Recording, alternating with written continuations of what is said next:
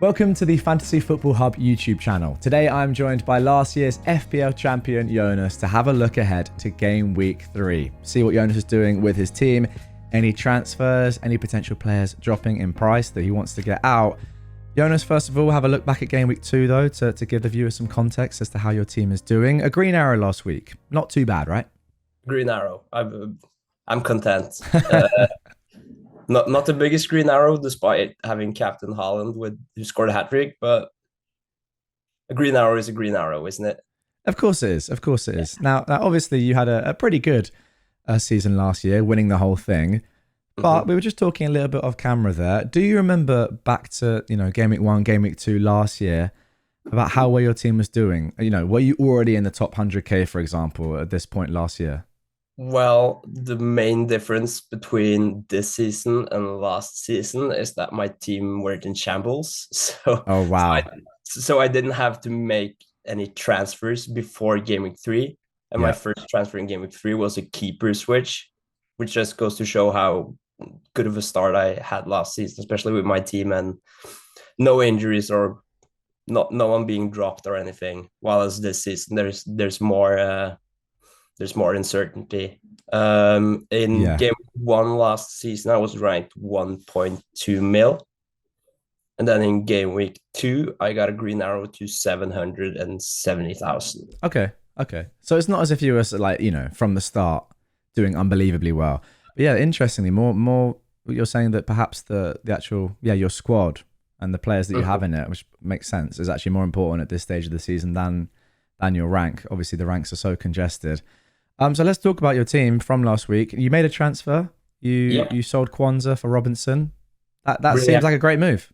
Yeah, really happy with that. And he's got Ipswich coming up this week as well. Perfect.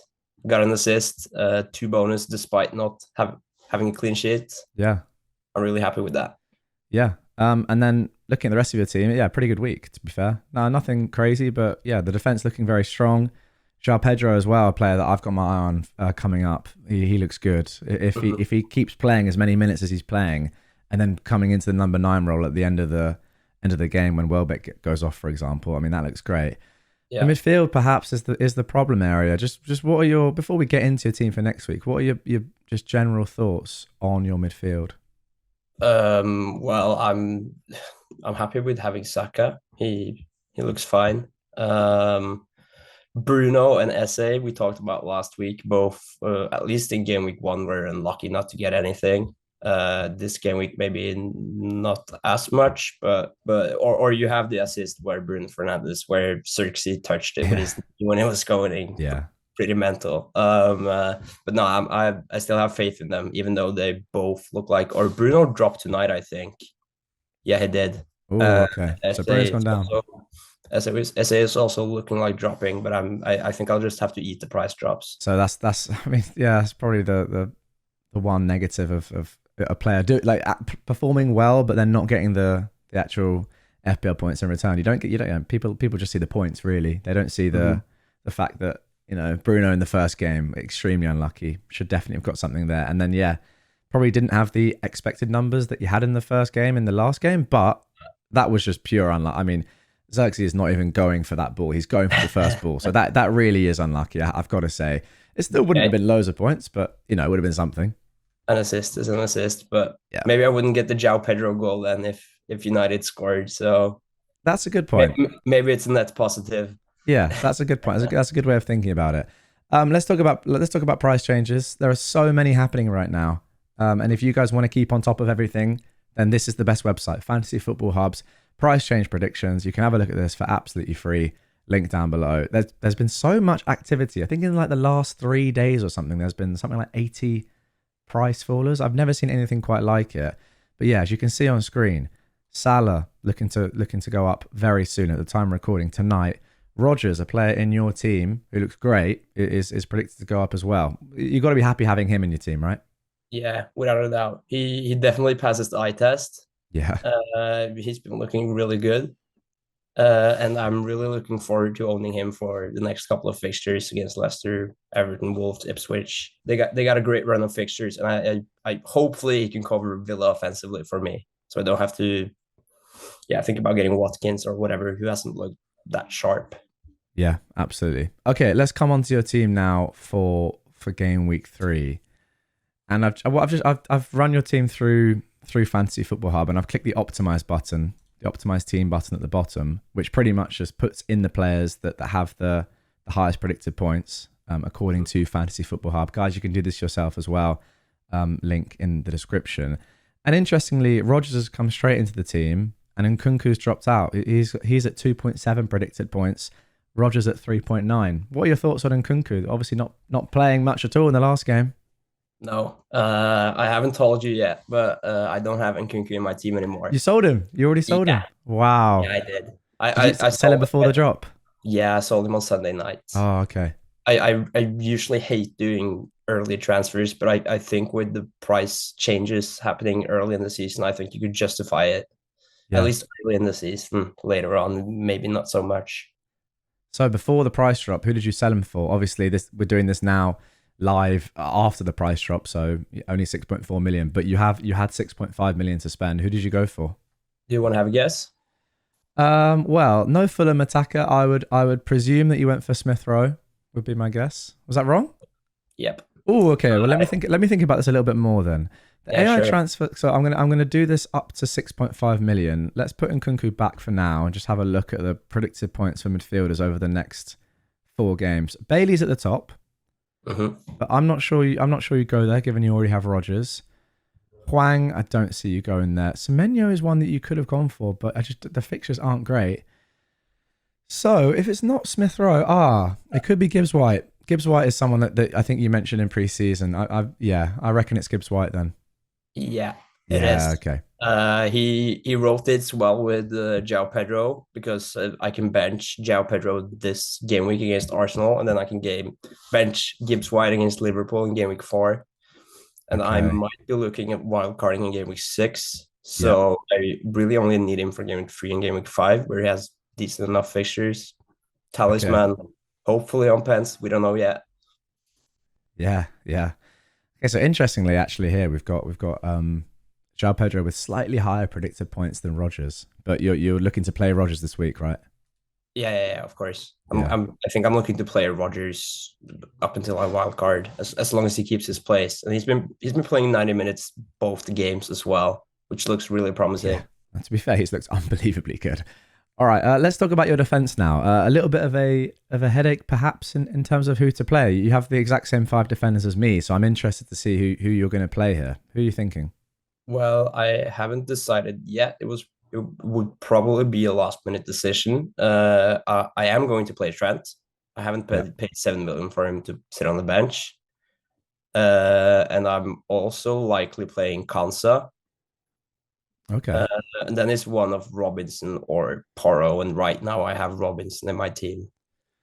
Yeah, it's going to be tough for me to bench Porro. Yeah, I know he's getting into really good positions. He looks Yeah. really attacking, but I'm not sure. As I said, it will probably be a last minute decision. But right now I'm leaning toward Conson Robinson over Porro. Okay. Do you think just Konza has a much better chance of a clean sheet? Is that the reason for? Because obviously comparing Porro and Konza is in terms of attacking returns is they're incomparable, but Mhm. that is the bread and butter of a defender is the clean sheet the majority of the time. I mean, Porro's not going to score every game week. Nah, and I think Newcastle is going to score against Tottenham with the Yeah. highlight of all of that. Hopefully we get an Isak return. Yeah. Uh, uh, but yeah, it's mainly because of the opposition. Okay. They're playing Leicester, who's obviously a far worse team than what Newcastle is. Yeah. Yeah. No doubt about that. All right. Let's talk about captaincy then. A couple of potential options for you, but who are you thinking of at the time of recording? Well, for me, it's only between two, Yeah. and those are Haaland and Saka. One of those two. Right now, I have the armband on Haaland and Saka vice captain. Yeah. The predicted points here go along with that. Yeah, Haaland I point think point five that's more. I think that's ultimately what I'm gonna end up with. It's nice to have Haaland because you could just cap him every game, and it's a viable captain, no matter who they face, really. That's true. He's probably the only player in the league. I mean, Salah is close, but I'm not sure how comfortable I feel captaining against United away. Hmm. Whereas if Haaland had United away, I say yeah, go for it. Yeah. Maybe that's wrong. I don't know. Salah looks very very good this season, but that's just what I think. What do you think? Would you captain Salah this week if you had him potentially? That's a good question, actually. I don't think I would. I think I'm leaning towards Holland. I would also, if I had him, I would consider captaining Palmer as well, actually. Yeah, I mean that's a very viable shout. Have you got any plans for? Well, now that Nkunku's gone, any plans for any Chelsea players? The fixtures are great. Yeah, I know. I don't have a plan just yet. I might be looking at in game week, let's say game week 4, 5, most probably 5. I will be looking to do some major changes, I think, which might involve selling either Haaland, Saka. As I said, I'm wildcarding in 6, and they're playing each other in game week 5. Yeah, Uh, which might involve either Palmer or maybe even Salah and captain against Bournemouth, Forest, something like that. yeah, absolutely. Okay. Normally at this point in the video, I would say let's have a look at your AI recommended transfers, but you've already made a transfer, so I don't think there's any need. Well, I wouldn't mind having another free transfer if I could. That's yeah, okay. We know we can do that. We can if you were to have another free, we can see what potentially would be suggested. Because yeah, it's interesting with players like Eze and Bruno who obviously haven't returned yet. Mhm. If the algorithm is saying okay, now you need to get them out, or because their underlying data is still so good, are they saying to keep them in? So yeah, we'll have a quick look at that right now. Now your recommendation here is an interesting one. Now it's first of all it's saying bank your free transfer for this week based on your Yeah. team, which is always a good thing. But then if Mhm. you were to do something else, it's actually recommending to sell Pedro Porro. I Ooh, think yeah. to So to who? to an Aston Villa defender, Pau Torres. Now you already have one of those, so I'm not sure about Wow. doubling up. I think the main point here is that perhaps after Porro's phenomenal start, now we need to play the fixtures a little bit more, and actually it's going to be tough for him. And this is in the Mhm. same vein as potentially not playing him this week, as you're saying. Just comparing him to an Aston Villa defender, this could easily be Konza, to be fair, in terms of the predicted points across the next 5. Mhm. They're extremely close. And Pau, I think, is predicted to get, well, it's very close. It's probably almost exactly the same across those next 5, but you're making that saving. Would you be tempted to sell Porro for a 4.5 million defender? Well, right now I think I got good enough cover with both Yeah. Robin and Kansa, and Trent will obviously start all my games up until I wildcard. We'll see if he still is in my wildcard team. I maybe to free up money, but I think I got enough cover so I could bench him the next 2 if I really want to. Yeah. No, that makes sense. Um, but an extra million wouldn't mind that to do. Yeah. For instance, let's say next week I could do Saka to Palmer. Let's have a look at that. Let's have a look at this. This is one of the things that I love most about the My Team tools, that we can do this and see how see how it looks. We can go forward and plan. All right, let's just make sure the team is set for this week. Let's take João Pedro out as you said and put Rogers in. Yeah, so you're saying game week 4. Well, yeah. So if just no transfers here from the AI, no recommendations. Game week 4, would you be looking to roll? Just obviously no injuries. Yeah, I really hope I could roll soon. Yeah, yeah. Because Would I be felt nice, eh? to actually do transfers this time with Kwanzaa. Yeah, not getting the minutes we hoped he would get. Yeah, And Nkunku, same reason really. Uh, maybe we think he's a fantastic player, but for Maresca, he's just one of many players. yeah. Well, I think you're probably right there, which is surprising. But I also saw him talking today about the importance for him of working super hard in training. And I Mhm. don't think it was directed at any player in individually, but he did say that if a player doesn't play on Sunday and then thinks they're automatically going to play on Thursday, then if they're not working hard in training, that's not going to happen. They won't play in either game. And Nkunku came off early against Servette, which we thought was a good thing for his minutes on the weekend. And he played what, 7 or something. So who knows? He might have been indirecting him. I don't know, but he's pretty brutal. He's a pretty brutal guy, Enzo. I quite like it as a Chelsea fan. He doesn't really take anything from anyone. He says what he thinks. So who knows? We'll see. Anyway, he's left your team. Let's jump ahead to game week 5. To game week 5 then, and potential transfers. You mentioned Haaland and Saka potentially leaving. Have you thought much about this? Not that much, but I am looking at getting Salah in for that game week, probably. Yeah. Just because he's the obvious captain that game week, in my opinion. Yeah. If you did Saka to Salah, you'd have 2.5 million that you'd need to find. And that would probably consist of selling. That's a tough one. It might be Haaland actually, game week 5. I think for one game week, right? But You're going to wild card. I don't have to sell Saka either. Like it could okay, be, yes. It could be Bruno or Gibbs White or whatever to Haaland. No, to Salah. I mean, yeah, that would leave me with more than enough to get a decent striker. And you could get Watkins there. To be fair, yeah, I could get Watkins if he picks up some form. That might be a nice one. Doubling up on you'd have triple Villa for that one game before wildcard. Wolves at home, who do not look great defensively at all. No. Obviously, this is in the future. This is a few game weeks away, a few weeks away because of the international break. But yeah, that's why this tool is so good, because you can just go forward and plan, see how your team is looking, and who knows? I mean, at that point, you could even captain Watkins. You probably wouldn't, given that you have Salah there, but.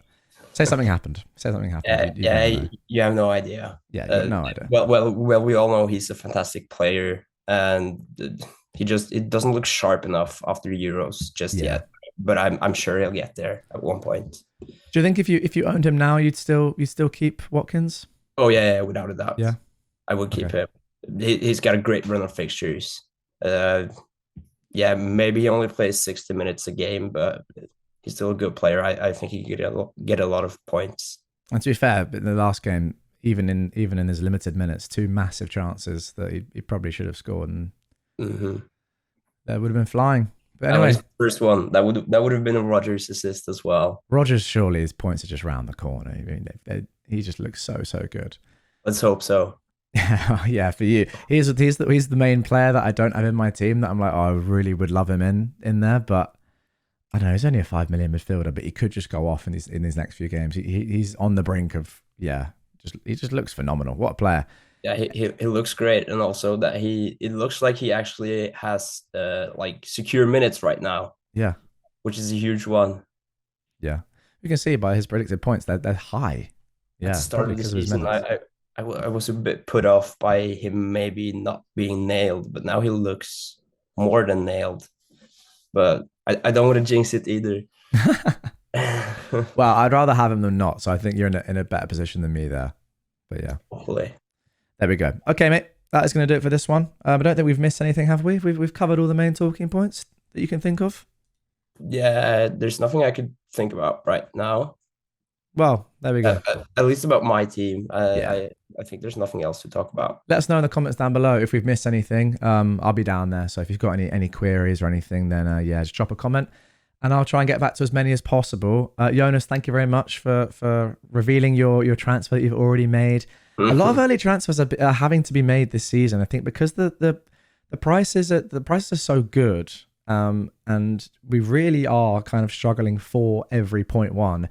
Now, normally this is the case anyway, because early season a 0.1 change is very drastic for your team, because that's a big jump from price gap to price gap. But I feel like even later on in the season, it's going to be hard not to move early for certain players if there's going to be a swing in price, just because you need all the money. Like, there are so many players out there that we can't even get close to right now. Yeah, I've seen a few drafts around with a few of like the players you'd want, like Haaland, Salah, Palmer, all of that, but the rest of the team just looks terrible. Yeah. 4.0 defenders, stuff God. Like that. Yeah. Okay. So there are many decisions to be made, and it's pretty nice that you can't own them all. Yeah, that is true. All right, mate. Thank you very much, guys. As always, if you would like to sign up to Fantasy Football Hub, the link is down below in the description. At the time of recording, it's still 50% off. And we're still running the deal that if you do not win your mini league this season, you will get all your money refunded to you. That's running up until next month now. So Yeah, you don't have too long to do it, but just make sure you have it done. That can be your sort of your safety blanket. If you're not sure about whether to sign up or not, it's very easy. The T's and C's are very, very simple. And yeah, I mean, it's a you can't really lose, right? Either you win your mini league and that's great, or you don't and you get your money back. So there you go. Jonas, thanks, mate. Catch you in the next one. Actually, it's going to be an international break after this, so hopefully another green arrow after Game Week 3 for you. Let's hope so. Yeah, let's hope so. And thank you guys for watching.